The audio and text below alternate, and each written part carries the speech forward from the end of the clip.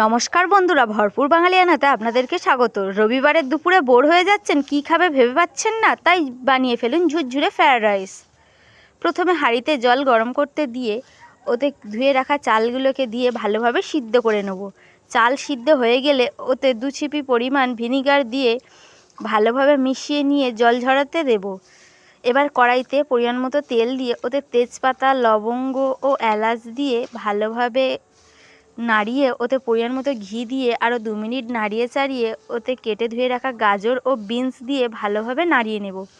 এবার 2 মিনিট পর ওতে কিছুটা পরিমাণ লবণ দিয়ে তাতে কাজু কিশমিশগুলোকে দিয়ে ভালোভাবে নাড়িয়ে চাড়িয়ে ভেজে নেব। ভাজা ভাজা হয়ে গেলে এবার ওতে সিদ্ধ করে রাখা ভাতগুলোকে দিয়ে ভালোভাবে নাড়িয়ে চাড়িয়ে আরও কিছুটা পরিমাণ ঘি দিয়ে নামিয়ে নিলেই তৈরি আমাদের ঝুরঝুরে ফ্রায়েড রাইস। ভিডিওটি ভালো লাগলে like, comment, share and subscribe করে দেবেন।